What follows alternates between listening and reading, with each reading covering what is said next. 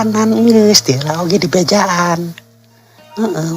Basa mah ngajurungan jang aceng, tapi pan jawabna keh kitu cik pamajikanana oge. Nya keur eueuh cenah. Keur kuli di luar kota di maneh mah. Teuing gatang ayeuna mah. Teuing geus balik teuing acan. Da meureun lamun geus balik mah ku pamajikanana oge dipejakeun jeung dijurungkeun meureunan ka dieu. Ieu kan kuring rek disusul ka lemburna tuh mah. Lamun sisena can balik wae maksud teh kuring rek ditanyakeun ka pamajikanana. Hayang jelas iraha balikna. Piraku meni ngamplang-ngamplang teuing. Biasana hari sabulan sakali mah balik. Aya ngaranan kuli di luar kota mah. Cek darga mutuskeun. Mangsa beurang geus lekasan kasilih ku bijieuna wanci peuting. Langit katara teu pati bengras. Taya hiji-hiji acan bentang anu nembongan. Mega hideung pating garulung untuy-untuyan di luhur langit. Sakapeung kasingraikeun ku gelebukna angin. Dina kaayaan kitu kocapkeun di hiji lembur.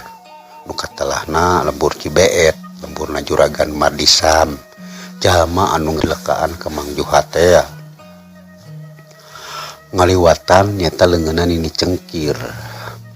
Harita wanci sareureum budak di patengan imah Juragan Mardisam aya 2 urang jalma keur garuneman bangun anu dari anaker. Taya lian nyaeta Juragan Mardisam jeung Nini Cengkir nu ngahaja datang ka imah Juragan Mardisam. Sawatara eta ari anak pamajikanna mah nya anak pamajikanna Juragan Mardisam tidur magrib keneh oge geus taribra. Da ari balad-baladna anu tiluan mah anu ngaran Ki Barong, Ki Sarja jeung Ki Congkok. Da tara unggal poe caricing di dinyana teh. Ari aya tugas we di dununganana. Keur kitu pok Nini Cengkir ngamimitian cumarita. Ki Sam, aing teh ngahaja datang ka gogobrog sia. Sabab aing hayang boga kapastian ti sia. Ngeunaan manusia nu ngaran si Juha nu ayeuna lembutanna keur dicangcang di pasir juri ku aing. Nah rek iraha disapatkeun nyawana ku aing teh. Sabab perlu dikanyahokeun ku sia. Sababaraha waktu ka tukang aya saulang manusia aki-aki nu rek coba-coba nulungan rek ngalepaskeun si Juha tina kungkungan tali gaib aing. Untungna ku aing bisa dielehkeun. Ngan basak aing rek di podaran kaburu ngiles tah si aki-aki lebokeun jurig teh. Tah kitu Ki Sam. Kumaha? Ceuk Nini Cengkir ngajelaskeun paniatanana. Sakaligus nerangkeun kajadian keur waktu manehna tarung ngayunan Aki Maun teh. Baruk. Nasaha? Urang mana eta jalmana Nini? Juragan Mardisam kalah malik tumanya. Nyaho teuing sahasana mah da aing oge teu kungsi nanyakeun. Dina nyahona ge da poho deui saha ngaranna teh. Coba da teu pati penting deuleu. Aing mah datang ka sia sote rek minta keputusan ti sia. Nah rek di podaran ayeuna eta manusia anu ngaran si Juha teh atawa kumaha? Ini Cengkir nyaritanna tandes. Atuh acan sabulan-bulan acan ini. Terus terang kuring acan ngarasa puas. Engke we rada ilaan saeutik. Nah sabulan atau 2 bulan deui mah kitu. Jawab Juragan Mardisam nembrakeun ka hayangna. Kitu nya. Nyangka ajeun atuh hari kitu onaman. Tapi wayahna aing minta deui tambahna ka sia. Tambahna naon teh ya Nini? Juragan Mardisam teu ngartieun kana maksud omongan Nini Cengkir. Sia masuk api-api teu ngarti Ki Sam. Nya tambahan duit keur buruhna atuh. Da lain pagawean we enteng-enteng deuleu. Ngeremsuk mah jelema teh. Kumaha lamun hiji waktu kulawargana si Juha minang saraya ka jalma nu elmuna leuwih luhur batan aing. Artina nyawa aing taruhanana pastina ge ngarti. Oh, perkara eta gampang atuh Nini. Ulah hariwang hayang sabaraha pedak ge kuring pati bakal ditedunan. Tapi apa nanti heula cenah cek Nini mah teu butuh ku duit. Keur barang dahar oge cukup ku dalang daunan jeung nyawa kasatoan nu aya di leuweung tempat Nini. Kenaon atuh? Nu sabenerna make jeung hayang loba-loba teuing duit. Eta mah ti heula deuleu. Ti heula mah heueuh, duit teh ukur keur cocokan si nyonyot. Anak monyet piaraan aing. Tapi dayeuna mah aing ge butuh. bosen ngakanan wedang daunan borosan jeung dagingnya satuan leuweung wae mah deuleu kalah nyeri beuteung aing oge sok ngejo jeung meuli sameleun ka warung nu aya di pelemburan ayeuna mah coba butuh keur meuli pakaian piraku teu katenyo ku sia ngapoe aing hayo koe mah make baju jeung samping rada tiga kieu era ku batur aing teh cek ini cengkir ngajentrekeun ka juragan Mardisa. Hehehe. Tanya bener pisan ini. Eta kabaya meuni geus sarabet jaba kuleuh kitu geuningan. Tenanglah. Meuli wae isuk mah ka pasar anu wareu teu. Kira dagoan kuring meureun nyokot heula duitna. Kituna teh bari cengkat tina diukna. Tuluy ngojengkang muru ka kamar. Tekung cila oge geus kudu nyung deui bari mawa cerecet beureum tina leungeunna. Sanggeus diuk pahareup deui jeung Nini Cengkir tuluy eta cereket wadah duit teh dibikeun ka Nini Cengkir. Mangga nyangakeun ini. Mahi beureun sakieu oge. Lamun teu mahi mah gampang. Engke irah deui ku kuring pasti bakal dibere deui. Nini Cengkir gasik naker nampanan eta duit. Terus diasupkeun kana jero kutangna.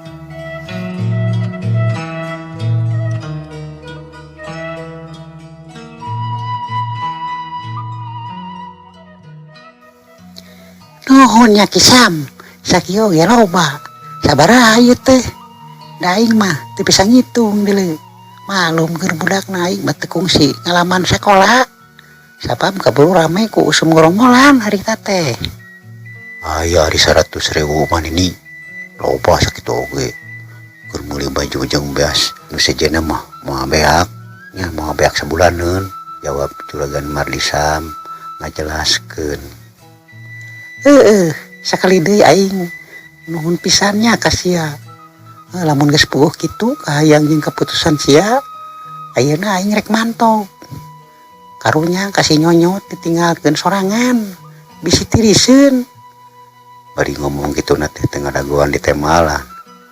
Jung weh cengkat tina diukna Nini Cengkir teh. Leos weh ngaleos jalan ka dapur. Kadenge ti dapur sorokat teh jeung panci bombrang tayohna mah kadupak meureun ku Nini Cengkir. Padahal pan biasana oge sok hiber nah kalah leumpang bari jeung jalan ka dapur sagala atuh. Jadi weh teu tatarajong gerentes juragan Mardisa bari mencrong ka lawang dapur urut ngaliwat Nini Cengkir. Nyadelekna waktu teu karasa geus leuwih ti sabulan Mang Juha nandangan kasakitna. Birum jeung Darga geus beak dengkak ubar aber ka ditu ka dieu. Ceuk paribasana unggal dukun anu kasebut tepus disusul, paragi sakti disungsi. Jama anu kasebut bisa didatangan pikeun dipentaan tulung ubaran mah kabeh didatangan ku manehna tapi wele. Geus aya kana sababaraha urangna anu ngubaran saurang oge anu mampu nyageurkeun kana kasakitna Mang Juha. Sawatara pan ari anu geuringna mah nya Mang Juha rai-poe teh anggar we kitu nganggoler teu empes-empes. Teu beda jeung Bangke Hiru. Pocapkeun harita dina hiji mangsa ka imah aya nu datang. Saurang lalaki nu umurna sahandapun Darga. Si horeng si mana horeng eta lalaki teh nyatana sena adina Darga. Budak anu kadua atau bisa disebutkeun nu bungsu. Heuda ukur dua-duana budak di rumah. Hari sabab basa waktu kurang leuwih 2 minggu ka tukang nalika disusulan ka lemburna ku Darga kabeneran harita mah sena nyata adina teh acan mulang keneh ti pakuliahanana gitu. Maneh karek hoy dagoan teh heula keneh. Kumaha budak jeung pamajikan ujang carageur. Tuh geuning kitu wae bapa maneh mah Ujang. Ceuk Birum ka sena nyata ka anakna basa geus dariuk ti luar ngariung anu geuring. Pangapunten wae mah puguh abdi oge teu kinten reuasna nalika kenging wartos ti indungna barudak yen cenah bapa tos aya kana sasasihna teu damang. Mung da kumaha atuh abdi teu acan tiasa mulih waktos mingon-mingon kamari mah. pameng pandemalan teu acan beres. Duh, nya tos di ubaran ku saha wae atanapi tos dicandak ka mana wae atuh. Lalandongna bapa teh mah ceuk sena panonna neuteup kana beungeut bapana nu haropak jeung kanyos. Geus teh ka itu ditinggeus sabaraha urang jalma nu kasebut bisa nu ngubareun bapa. Tapi sarua wae hasilna mah nya anu bisa nyageurkeun kana kasakitna si bapa teh sana. Cik atuh sugan maneh boga kawawuhan nu nyaho di mana aya jalma anu luhung ku ilmu nu kira-kira bisa ngubaran kasakit bapa. Sabab geus jelas kasakitna lain kasakit biasa, lain ubaraneun mantri atawa dokter ieu mah panyakit ceunan atawa kiriman ti jalma anu lekat. Ceuk Darga ngajelaskeun ka Sena. Nya kitu Sujang. Geus nincak ka sabulan nepi ka ayeuna teh. Pirak urek kitu wae salilana. Cik atuh susuganan maneh boga kawawuhan saperti nu dicaritakeun bieu ku lanceuk maneh Ujang. Kaluman mama kuatir ongko ningalina ka bapa maneh. Ceuk Birum milu mairan deui. Sajongjongan Sena teu wah kaburu-buru ngajawab kana pananya ti indung jeung lanceukna. Katempo tarangna rada karejut, halisna ngangkat ka luhur jiga anu keur mikir. Tapi lila akhirna pok nyarita kalawan Daria. Kumanya ma oge akang insyaallah abdi bade nyobian nepangan sepuhna rerencangan sapademelan abdi anu aya di wewengkon Majalaya. Mudah-mudahan anjeunna tiasa ngabantos sareng tiasa ngadamangkeun deui panyawat bapa nu teu biasa sapertos kieu. Mung rupina moal tiasa ayeuna margi lumayan tebih jarak ti dieu ke daerah Majalaya teh. Insyaallah enjing ku abdi bade dibujengan ka bumina. Ceuk Sena negerakeun paniatanana. Tah geuningan nya atuh mudah-mudahan we ayeuna mah aya jodona. Jalma anu rek ditepungan ku maneh teh bener-bener bisa nyageurkeun kana kasakit bapa maneh Sujang. Birum katempo paromana jadi marah mah. Harpanana timbul deui ngadenge kitu ti anakna mah. Saha ngaranna eta kolot babaturan maneh teh Jang? Akang oge boga kawawuhan di daerah Majalaya mah. Ngan poho deui imahna ti pelebah mana-manana mah. Ceuk Darga mencerong ka adina. Boh indungna boh bapana oge Darga nyarebutna teh Jang ka Sena. Ari Sena manehna mah ti leutik oge nyaritana teu weh adab tu lemes ka sasaha ge. Ulah baro ka indung bapa atawa ka lanceuk. Ceuk paribasana ka budak satepak sanapeun ge ngomongna lemes wae Sena mah. Bubuhan keur budakna ngalaman ngaji nepi ka ngalaman mondok atawa masantren manehna mah. Beda jeung lanceukna nya Darga nu teu junun kana sagala rupa. Sakola SD oge teu tamat. Ngaji oge teu nepi ka ngalaman hatam jiga manehna. Kang Atang, mohon eta Kang Atang. Kang Atang teh nyata rerencangan damel abdi. Bumina aya di daerah Majalaya. Kaleresan abdi oge kantos silaturahmi ka ditu. Aya panginten 2 atanapi 3 kalina. Ramana Kang Atang sepuh nu bade disuhunkeun bantos ku abdi. Ya mudah-mudahan we anjeunna tiasa nyareatan bapa supados tiasa damang sabihara-bihari deui. Sareatna mah dilandongan ku ramana Kang Atang. Muh da ari hakikatna mah tangtosna ti Gusti. Anging Allah anu Maha sagala rupina kitu tah Kang. Mah ceuk Sena nerangkeun ka indung jeung lanceukna. Oh, kabenaran atuh hari kitu mah. Jadi bapana babaturan Ujang anu ngaran Kang Atang dukun kitu. Bagja atuh. Mudah-mudahan we ayeuna mah bisa nepi ka nyageurkeun kasakitna bapa Ujang. Ceuk Birum mulut pet ka anakna nu duaan. Sanes mah, sanes dukun anjeunna mah. Mung sok biasa ngalandongan kasawat-kasawat. Sapertos nu ayeuna nuju karandapan ku bapa. Anjeunna mah guru ngaos di lemburna teh. Ceuk Sena ngajelaskeun. nya syukur pisan atuh ari kitu mah. Kira ujang ka dituna nya maksud mah teh kalembur eta kolotna jang atang. Birum mungkin marah main wae ka tempona riweuh beungeutna. Sungguh enjing paling oge mah da ayeuna mah tos sonten. Lumayan tebih itu dah. Jawab Sena nandaskeun. Geus puguh meunang keputusan kitu ti anak lama. Birum jadi regreg. Harapan anyar daratang deui. Sabab salila salakina gering manehna estu jadi teu paruguh pipikiran ungap poe ungap peuting ge. Bisa-bisa manehna oge bakal aya kabawakeun gering namun kitu terus mah.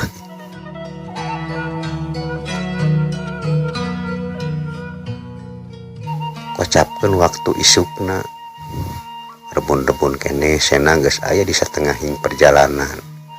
Anu maksudna nyata rek ngajugjug ka lembur sobatna nu katelah Kang Atang teh anu mangkuk di wewengkon Majalaya. Ari ngaran lemburna katelahna lemburan Capanjang. Lemburna nu aya di beh kalereun pusat kota Majalaya. Harita wancik liwat lohor. Sena geus anjog ka hareupeun imah anu ditujuna. Sabadana tadi turun tina ojek tuluy mayahna uluk salam. Assalamualaikum. Assalamualaikum. Cenah bari dodongkoan. Panonna melong kana lawang panto. Waalaikumsalam. Keantosan sekedap. Geuning aya jang Sena. Yang kalebet jang. Cek pribumi bari mukakeun panto. Hatur nuhun mama. Kumaha damang? Cek Sena bari ngasongkeun dua dampal leungeun ngajak sasalaman. Sikepna bangun ajrih nakranan. Kitu teh bari dibarungku popoyong kodan. Alhamdulillah aya hibar jang. Sok kalebet. Jawab ajegan Sodikin bari nampana dampal leungkeun Sena. Anu saterusna ngajak asup ka jero imah. Gek Sena diuk sila tutug dina amparan samak di pertengahan imah. Saha di jero imah teh. Kabeneran pamajikan Mama Sodikin harita mah teu ingkeur ka mana. Da ari anakna mah kabeh oge geus ngararumah tangga ka asup Kang Atang. Nyaeta babaturan gawena Sena tadi teh.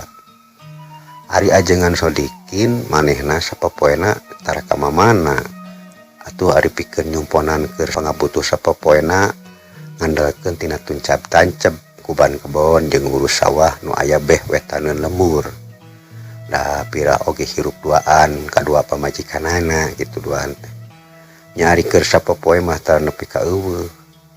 Sajabati kitu unggal atas waktu Isya Mama Sodikin sok rutin ngajar ngaji ka barudak nu aya di eta lembur. Nya eta oge aya di antarana kolot muridna nu sok mere minangka infak jeung minangka nganuhunkeun ka Mama Sodikin sabab anak-anakna geus diwarah ngaji. Tapi ketang teu kabeh. Lian ti kitu oge mama ajengan mah da tara ngahajamen ta iuran ka murid-muridna teh. Estu lillahi ta'ala we. Henteu karena ngarepkeun buruh. Oge manehna geus biasa sok dipake pamuntangan tulung ku balarea. Lamun aya anu gering, anu hese diubaran ku pihak dokter atau medis. Kitu kurang leuwihna gambaran ngeunaan ajengan Sodikin jalma anu harita rek dipinang saraya ku Sena. Sanggeus diuk pahareup-hareup pok ajengan Sodikin tumanya ka Sena. Lain asa ruas-ruas mama teh. Nah, aya kapentingan nu memang leuwih penting atau ngahaja wae ka dieu. Nyata ngadon silaturahmi ka mama. Nah hari ujang teu kuli, da si Atang mah geus aya 2 minggu can mulang.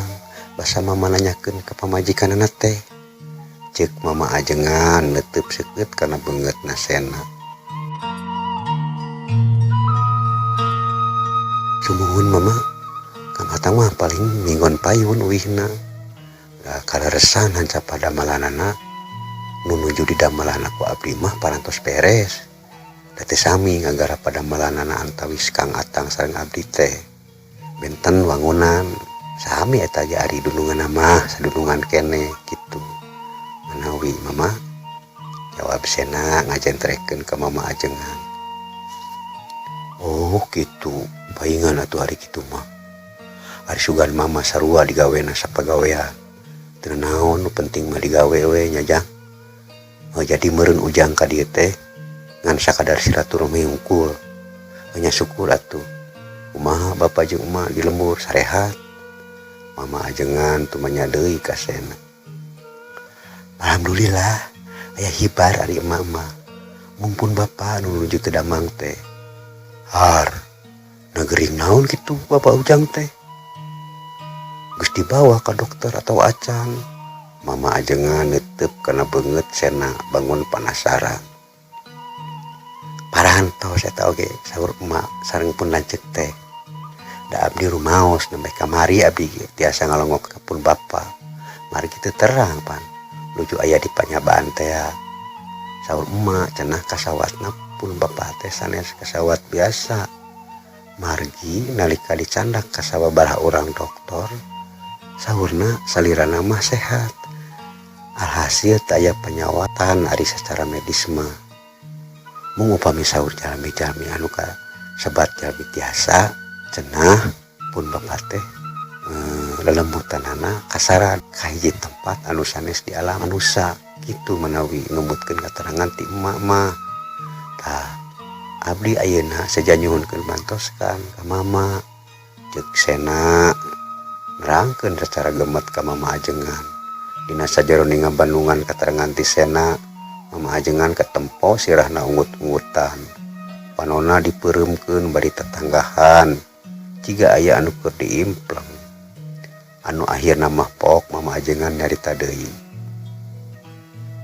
Bisa jadi gitu oge atuh ari kaayaan seperti kitu mah Jang. Ari ayeuna teh poe naon nya? Dinten Senin ceuk sena lalaunan panonna ngaret kana beungeut mama ajengan. Senin. Ari wedana Bapak Ujang poe naon? Kira-kira nanyahoan teu? Mama ajengan tumanya deui dari anak. Jumaah, mama mohon dinten Jumaah pamit lepat mah. Mo Jumaahnya. Kieu nya ye Jang. Tadi ku mama karasa memang kasakitna Bapak Ujang lain kasakit biasa. Sabab dajeng nyana secara dohir mah awakna sehat. Taya kasakit anu nerap. Bener aya kasakit nu ngahaja meunang nyin jalma atuh lain kasakit meureun ngaranna teh nya kitu we lah kelah dagonna sakedeung urang cobaan ku mama ditempo secara panon batin. Mama rek ka kamar heula cicing we heula nya da dieu dagohan beres nyarita kitu cung mama ajengan nangtung tuluy ngoloyor asup ka lawang gona. Lumayan lila di ngona teh moal kurang ari kana sajama tapi sena teu ngarasa kesel kalawan sabar manehna nungguan di pertengahan imah. Anu akhirna kurunyung mama ajengan ngurunyung ti jero kamarna gek diuk deui dinu urutna tadi memeh nyarita katempo narik napas heula bangun anu berat. Nya bener geuningan Jang. Bapak Ujang teh lain gering alatan kakeunaan ku kasakit anu katempo ku mama nyakur jeung panempo jalma-jalma anu kungsi nyareatan Bapak Ujang. Sakumaha keterangan ti Ujang tadi teh anu hartina Bapak Ujang teh memang lelembutanna keur aya dina kungkunganana saurang nini-nini anu ngageugeuh di hiji tempat. Ari nini-nini eta katelahna nini cengkir jalma anu saumur-umur pula dereka ka papada. Nangtuna ayeuna oge manehna anu geus ngadelekaan Bapak Ujang alatan aya nu nitah. Tapi keun bae soal saha-sahana jalma anu nitahna mah ulah dibahas. Anu penting Bapak Ujang we salamet. Lelembutahnana bisa kabawa deui asup kana raga badag atawa jasadna nu ayeuna keur aya dina kaayaan teu usik teu malik di imah. Memang teu bisa dianggap enteng eta ilmu pangawasana si nini-nini cengkir teh. anu katempo dina implangan mama kungsi eta oge aya saurang jalma aki-aki anu coba-coba datang pikeun ngabebaskeun Bapak Ujang tina panalikungna. Tapi kalakah manehna sorangan nu wowotan. Untungna nyawana masih keneh bisa salamet oge. Mama ajengan nerangkeun panjang lebar ngeunaan hasil panembok batina tadi di kamar.